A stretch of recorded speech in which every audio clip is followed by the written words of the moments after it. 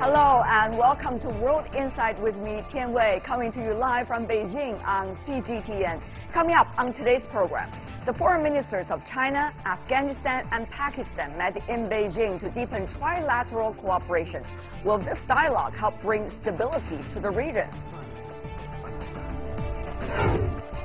Adventure films have been riding a wave of China's interest in both movies and the outdoors.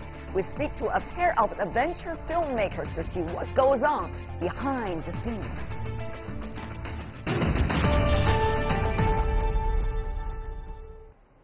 World Insight. The first round of the China-Afghanistan-Pakistan Trilateral Foreign Ministers Dialogue is being held in Beijing this week. Chinese Foreign Minister Wang Yi met his Afghan and Pakistani counterparts.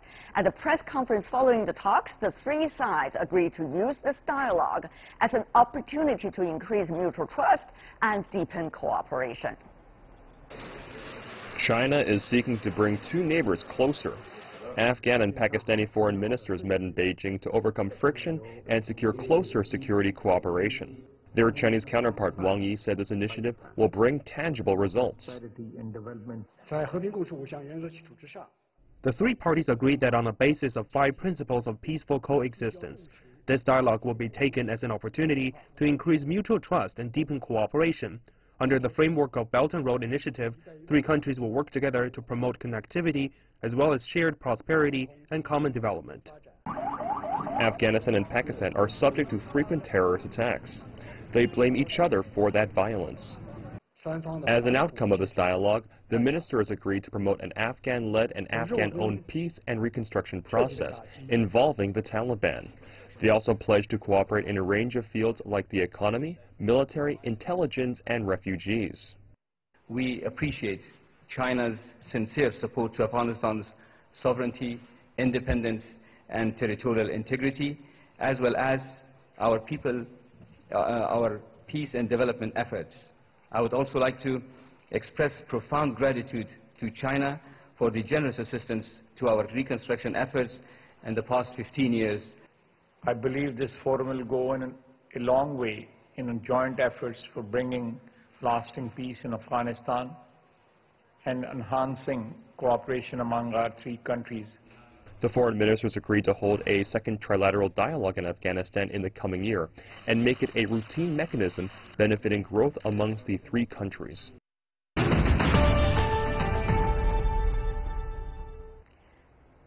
For more on the first round of China-Afghanistan-Pakistan Trilateral Foreign Ministers Dialogue, we are joined in our Beijing studio by He Wenping, professor at the Chinese Academy of Social Sciences. Meanwhile, in Islamabad, Pakistan, we have Sultan Hali, who's a defense and security analyst from that country. I want to welcome both of you. First of all, Mr. Hali, help us to understand how significant this is going to be for Pakistan, which is now being categorized in many different ways by the United States related to terrorism. Well, thank you very much for having me on your show.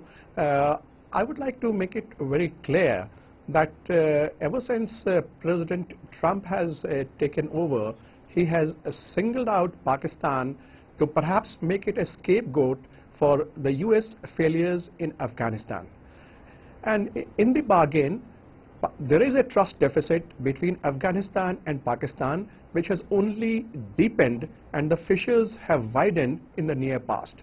But the shuttle diplomacy carried out by the Chinese foreign minister by visiting Kabul as well as Islamabad and now hosting this trilateral is a very positive step, because it has provided us with a platform where the 2 countries, that is Afghanistan and Pakistan, will be able to work on sinking their differences, and with China's support, and as you rightly mentioned, all the 5 aspects of economy, military, intelligence, refugees, etc. This will enable us to build on that trust and try and get back peace into the region. Now, you see, when I say that, it must be remembered that peace in Afghanistan is essential for peace in Pakistan. We are going to talk about that issue later in our program, but first of all, let me also go to you as well, Ms. He. This is a very interesting occasion because it used to be the participation of the United States as well. This time we see trilateral. Yeah, this is very unique this time because this is the very first time between those three countries. The reason why China now is serving as a very active mediator, I think it's first of all China have bordering with those two. We have a lot of leverage, trying to persuading those two countries closer. And secondly, as our Pakistan friend mentioned, because the Trump administration with this issue, this new Afghanistan strategy months ago by the President Trump, he has already given a very strong criticism on Pakistan. It seems to him Pakistan hasn't done a lot of, hasn't done like a contribution to the problem. It's not a problem solution. It's a problem maker. So that makes Pakistan is in a very, I think, a difficult situation for for those hosting those quadrilateral meeting used to have. However, both sides, or rather the three sides, China, Afghanistan, and Pakistan, have all said very clearly this is not targeting at any other party than the three countries. Having said that, though, one of the most important things is about the China-Pakistan economic corridor. Mr. Hali, you know that was kind of controversy because there were some kinds of territorial disputes between Pakistan and India. However, China and Pakistan has reached an agreement as part of the Belt and Road Initiative. Help us understand how will the China-Pakistan economic corridor extend itself now further into Afghanistan, and what it would mean for the region? It's a very good question and a very important aspect which you have brought out. I would like to make it very clear that, you see, indeed, part of the China-Pakistan economic corridor runs through a disputed territory between India and Pakistan, for which the Indian Prime Minister had already raised objections, but President Xi Jinping had rejected those objections, stating that the China-Pakistan economic corridor is a corridor for bringing prosperity and development to the region and not a strategic corridor. Secondly, the aspect of development, you see, is something which is extremely dear to both the impoverished nations of Afghanistan and Pakistan, and if they are brought together onto this particular Belt and Road Initiative, Pakistan is already a signatory, and in fact work is in a very high state of fruition. The long-term plans have recently been unveiled, in which Afghanistan could have been bypassed because the road runs from the maritime port of Gwadar to the Chinese city of Kashgar in the province of Xinjiang. But China, in its magnanimity, has offered it to Afghanistan to become a part of this initiative so that its own people can benefit and they can come on board and also reap huge benefits from this particular project. I see. From the Chinese perspective, Ms. He, what about the investment that is likely to put into for this corridor? And now if extended further into Afghanistan, and the gains. Meanwhile, how to look at the so-called the security issue and the so-called along the corridor, many of the complicated diplomatic and economic issue. How shall we take all of them in at the same time for further serious consideration?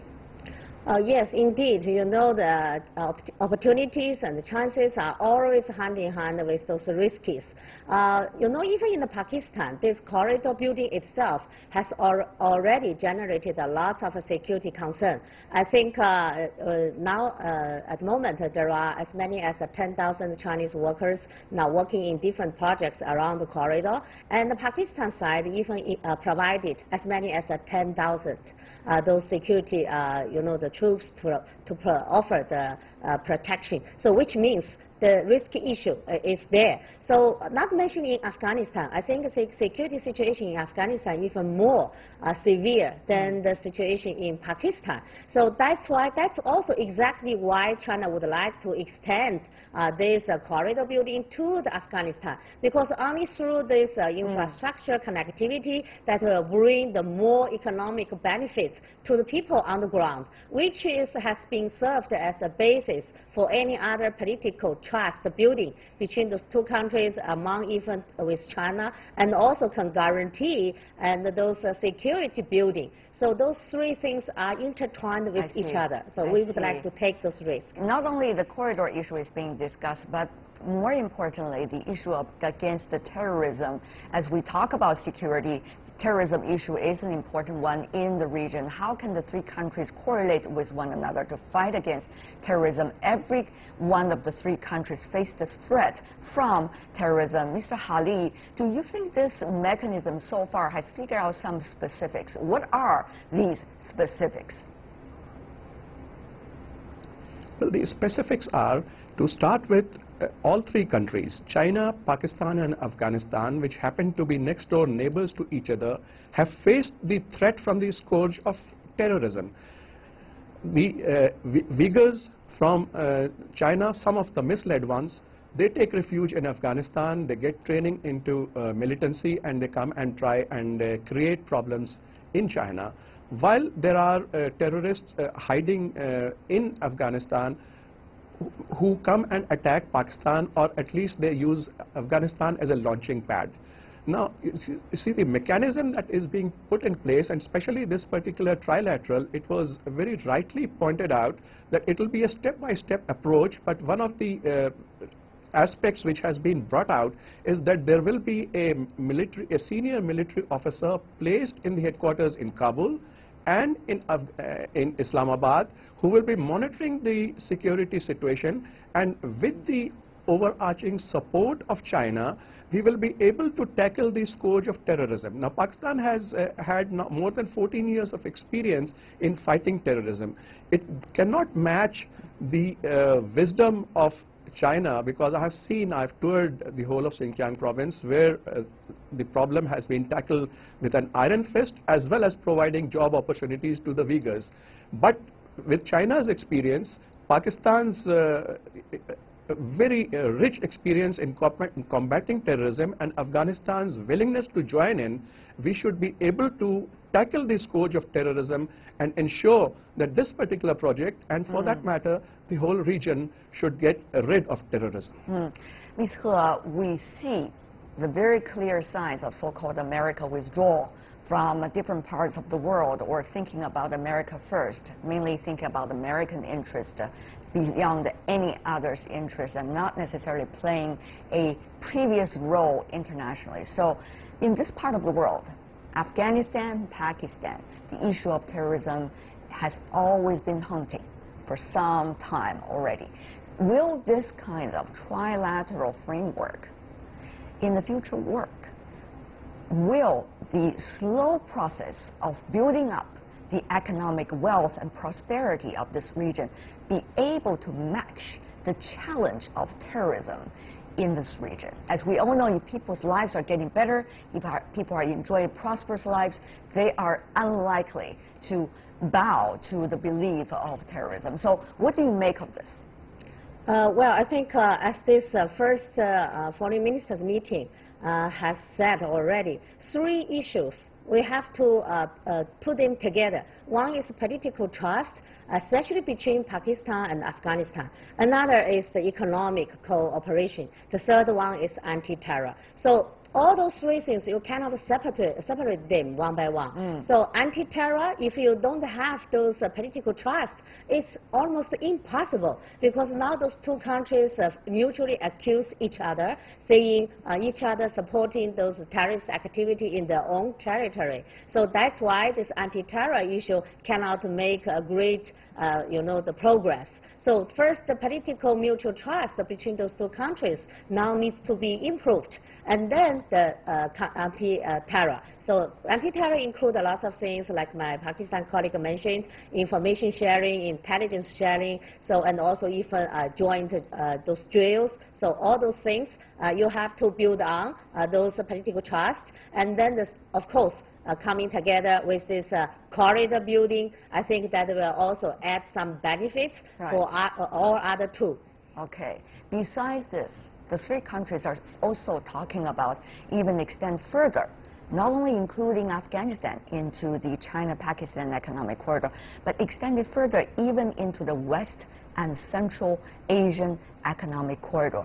It seems that things are getting ever bigger. The pies are all connecting with one another.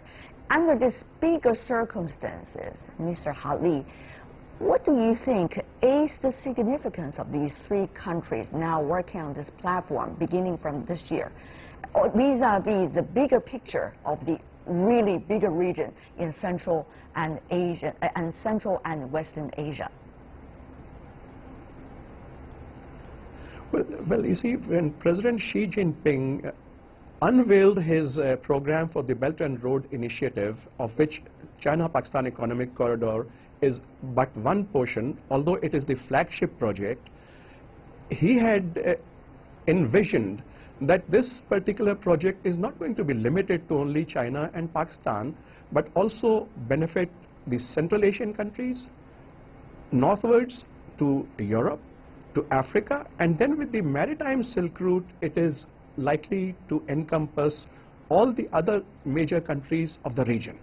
Now, having said that, the problem is that there are detractors of this project because it's a mega project, and some people who believe in their minds, because of their own imperial mindset, they think that China is having hegemonistic ideologies in spreading this kind of a project.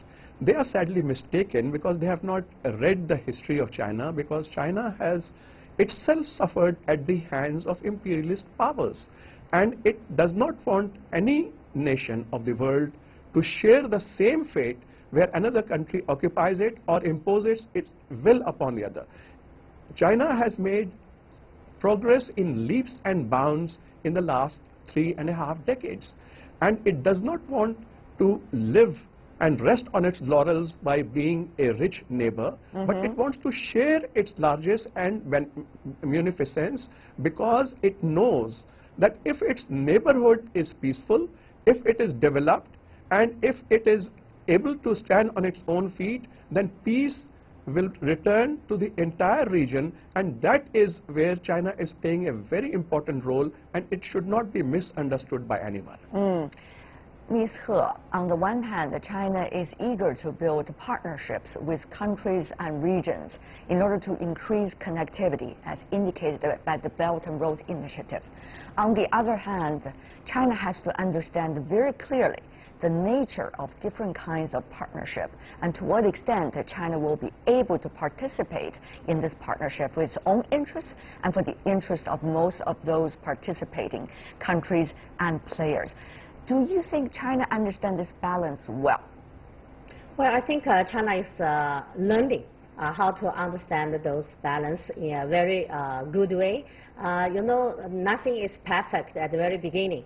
So I think so far, because the Belt Road Initiative has been put forward for 4 years already, and this late May, we have already taken place this first One Belt, One Road Summit in Beijing. So from those participation from all over the world, I think 29 those heads of state, they have already joined. So you see this Belt and Road one now has been, I think, widely welcomed by all of the countries, especially around those Belt and Road initiative, those road way. So which means this is, you know, trade and economic cooperation initiative. It's not somebody thinking like hegemonism or trying to have their own strategic meaning or building some military bases around this road. So 4 years building has already proved now China is willing to do the more investment to build those infrastructure connectivity, and also to build more those harbor or the trade road to push those trade forward, especially this inclusive globalization forward. So which is the things I think a global economy very much needed so far. But Ms. He, as you may know, even though China is not claiming anybody as the rival or as the enemy, there are those who claim China as their enemy or as their rival. For example, in the latest national security strategy published by the United States recently, China, together with Russia, has been categorized as a strategic rival or a competitive rival in a way. Meanwhile, Pakistan, the country itself, has also been portrayed in that national strategic strategy in the United States in a very different light compared to, let's just say, when this war in Afghanistan started, in which Pakistan worked with the United States. So how shall we understand the bigger circumstances, and how will that big circumstance interact with the kind of plan that countries including China, Pakistan and Afghanistan have in mind for the future? Ms. He, very briefly from you first. Yeah, this new American strategic report, I think even though they have named China as the competitor, strategic competitor, but from the perspective of China, I think we need to regard the U.S. as our cooperator. I don't think we need to take the same approach like to United States as they did to us. So we need to have a more open, mind. And just like President Xi mentioned in the Davos meeting earlier this year, because now China is driving our train. This train is called One Belt, One Road Forward.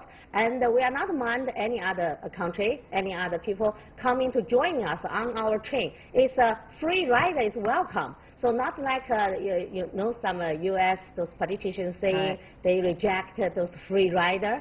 Even like the Trump administration ask anybody to pay, always calling for the money issue. So we are saying, all right, join us, free rider, welcome. So this is an open, I think, attitude, just like the Belt Road Initiative saying inclusive. Anybody, if you want to join, you are in. If you don't want to join, all right, you are free to go. All right. Mr. Hali, final words from you as well. Two things. One is the so-called Indo-Pacific. That's the strategy described by the current administration in the United States. Secondly, Pakistan being portrayed quite in a dark light in that national security strategy as well from Washington. Mr. Hali, small picture, bigger circumstance. Exactly your thought. Well, my thoughts are very clear on this, that Pakistan has sacrificed tremendously in the so-called war on terror, which was initiated by the United States and the NATO allies. But when the going got difficult for the United States and for its allies in Afghanistan, they started to look for scapegoats, and Pakistan seemed to be a convenient scapegoat. The previous administrations of Bush and Obama were critical of Pakistan, but President Trump, unfortunately, is a different person altogether, who is not even being taken very seriously by his own administration. And he is jumping to conclusions, issuing threats, which is, you see, very unfortunate, whereas Pakistan can be part of the solution and not be part of the problem. And you see, the China-Pakistan relationship is not a zero-sum game. I see. Sultan Hali, He Wenping, thank you so much for joining us. Really appreciate it. You're watching World Insight with me, Tian Wei. Still to come on our program, we speak to adventure filmmakers who will describe their experiences atop Mount Komalama, or Mount Everest, in the heart of Siberia. We learn how they captured and promoted these films for a pumped Chinese audience.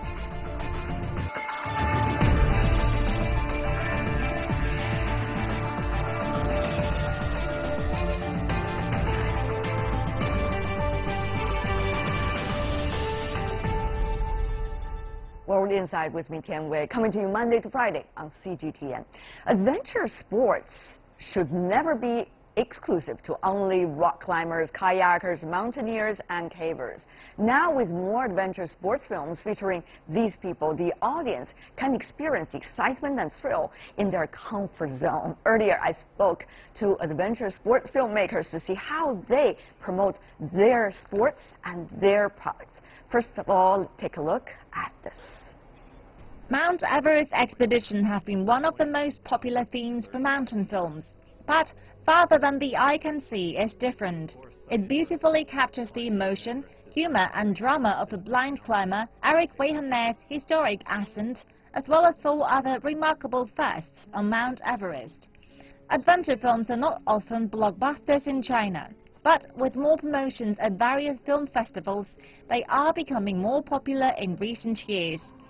Banff China has gradually become known by Chinese film fans since it was first introduced into China in 2010. As the first professional outdoor film and lifestyle promotion agency in China, Banff China has made its contribution in the development of China's outdoor documentary industry. With extreme sports attracting more fans in China than before, their related movies are also booming. These movies are encouraging people, young and old, to get out of their comfort zone and embrace adventure, a missing aspect of traditional Chinese culture.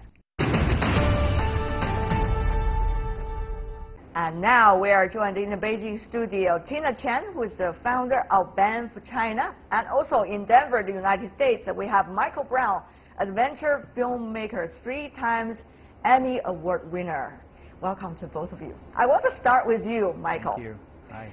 So many times as adventure filmmaker, you've been to the Himalayas one after another time. What is about it? For me, there's a lot of anticipation, a little bit of fear, and as I get closer, the trek to base camp is over 10 days. And what happens is you kind of leave all the stress of being at home behind and start to get into that place. And so every day you're walking for 5 or 6 hours and your body starts to change and respond to being physical. And that's one of the best parts about it is just sort of the anticipation, excitement, and every day you get higher and you start to see more of the surrounding countryside, and it becomes a more exciting place. We all know how much effort is really involved in making these films. Michael, I understand you were making earlier a film called Farther Than the Eye Can See. You were accompanying people visually challenged to eventually reach the summit of the Himalaya. And that was a strenuous trip. Tell me more about that. Well, I mean, visually challenged would be putting it lightly, because Eric's eyes are actually prosthetics. He doesn't have eyes. I mean, he can't see anything. And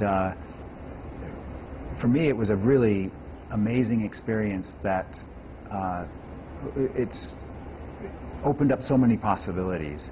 And as a filmmaker, I love to explore people's passions and discover what is driving them to do the things that they do. As a character, we try to look for their vulnerabilities and the things that make their story compelling, because ultimately what I'm trying to do in a film is connect with the audience, get the audience to understand what we're doing and care about the characters. It's a real privilege. I love the process. You did love the process, don't you? And it seems that you were one of those very few joke tellers at a height of 26,000 feet. At least that's what Eric told us through an interesting quote he had about you. The one, you know, you were accompanying the one who was blind to get to the Himalayas. What kind of joke worked on the 26,000 feet? Michael, you have to tell us. Well, I have to say it goes all the way up to 29,000 feet, so another 1,000 meters above. So what was that joke? Close to 9,000 meters. But you know, mountaineers have a somewhat morbid sense of humor.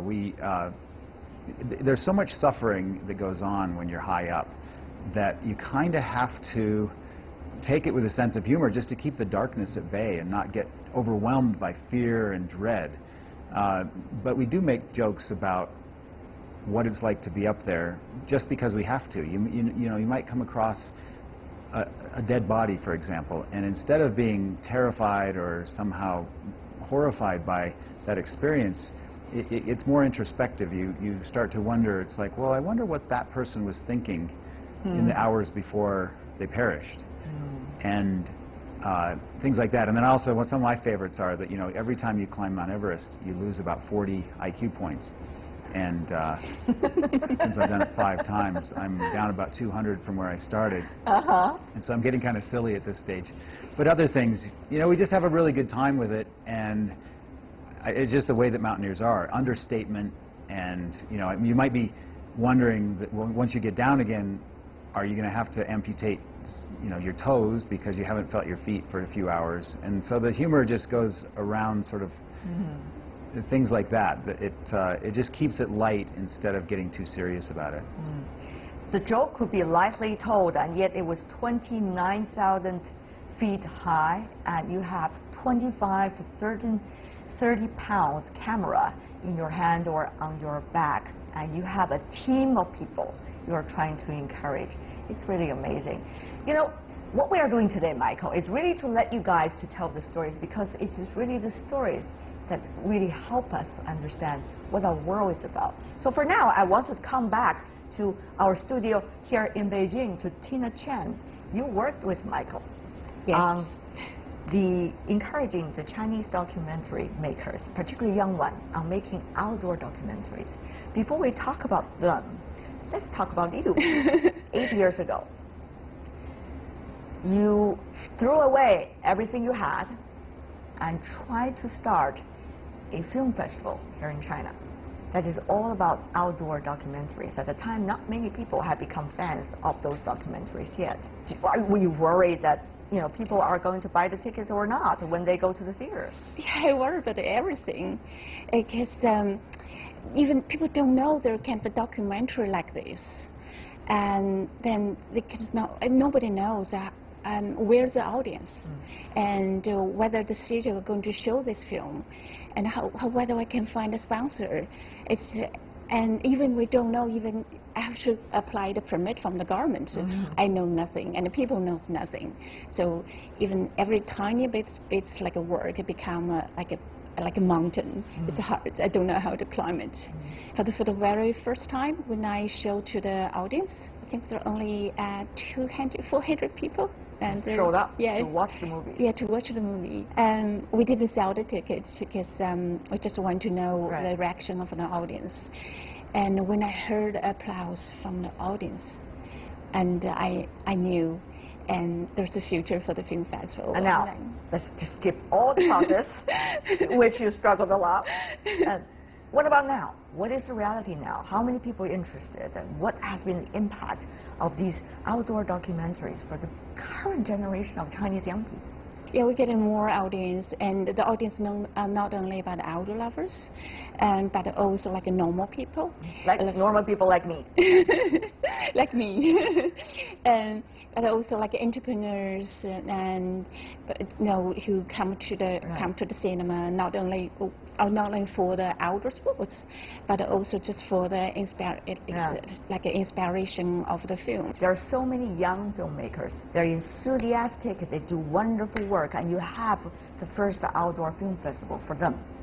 Many of them won the awards. Michael, I want to ask you, because at the award ceremony, you were one of those judges, and you were literally writing your own comments for why they were being awarded. Tell me about that very moving sentence and a paragraph you wrote.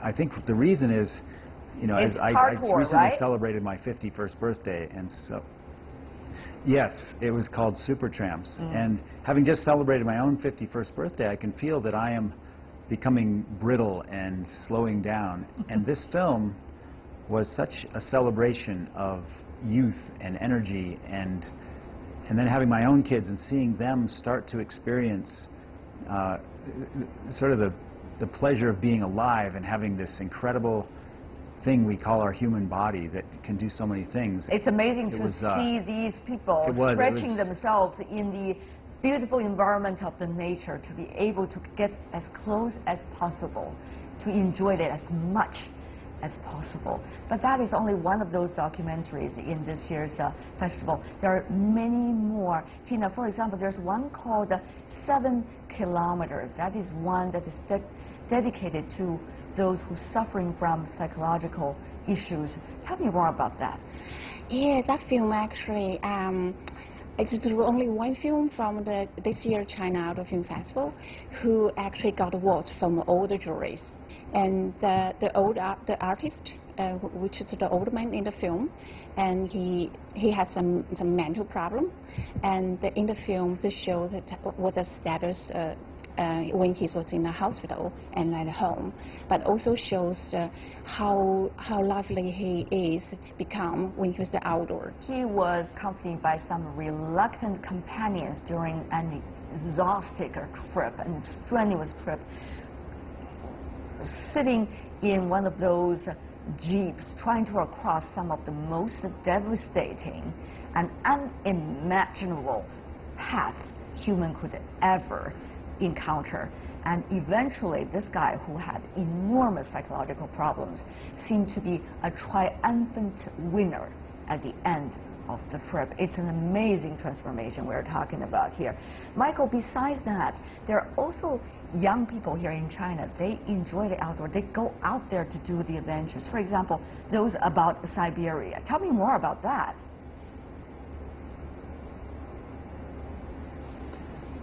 Well, I was thinking about the different films that I saw, and I think that there's a common thread throughout the Chinese-made films that the young people were making, and I think it comes from a history, and things in China, to me, seem to be changing very fast. I've never seen a part of the world where things are changing so quickly, and it really was lovely the way that people are embracing that change and enjoying it.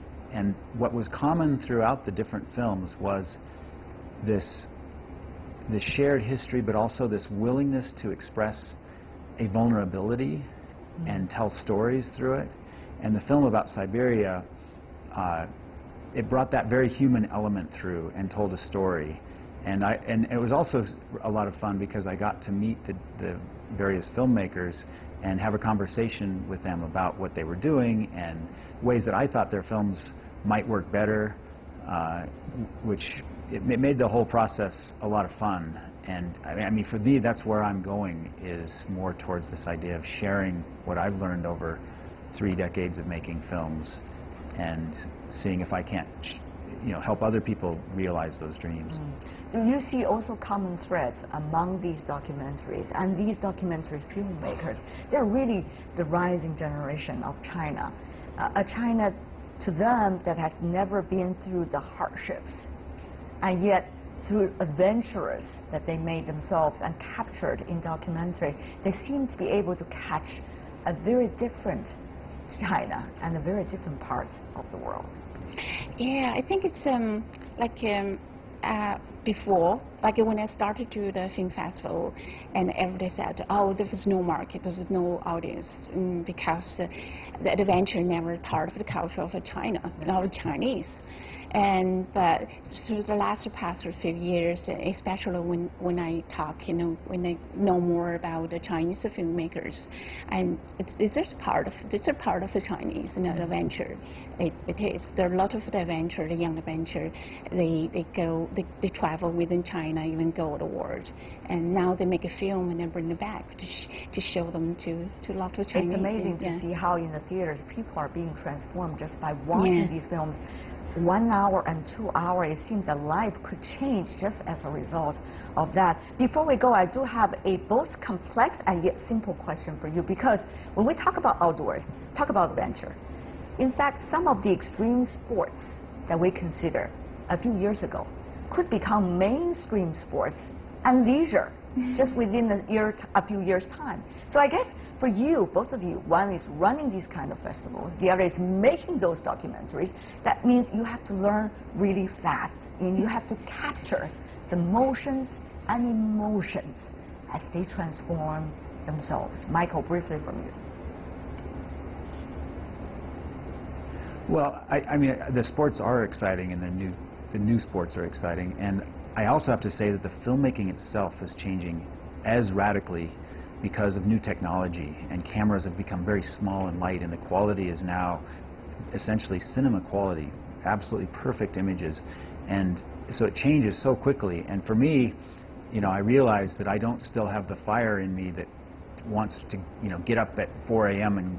and set up a time lapse. So it's really about these younger people that have that energy, that can still get out there and make these things happen. Well, and for me, the truth, some of it still remains the same forever. Sorry. Go ahead. I guess what I was saying is that, yeah, that for me, as the younger people have better technology and more drive and incredible creativity, I just hope that I can continue to encourage them to always come back to those things that never change, and those are things that connect a film with an audience, and those are the ability to show characters' vulnerabilities and to understand what it is that drives them and why they want to do the things that they do, because I think those are the kind of things that resonate as truth for everyone. What about for you? Final words from you. Learn fast, catch the motion and the emotions. I think it's very lucky that I run in film festivals, especially like an international film festival for the outdoor sports documentary, because there are always the people in the world in some of the corner, and they're doing something new or creatively, and they make a film, and they send me to the film festival.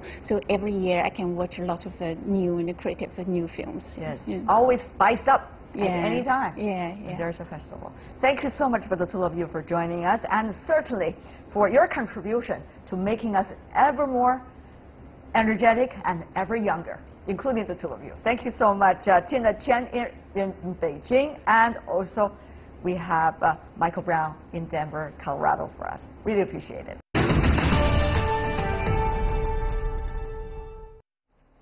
Tina and Michael helping us to understand that life really is an adventure. And that is all the time we have for today. If you'd like to see more, try to find us World Insight CGTN into your search engine or check out our YouTube channel. Also follow us on Twitter, Facebook, and Sina Weibo. From me, Tian Wei, and everyone on the World Insight team, thanks for watching. Tune in again next time for insights across China and around the world. Good night.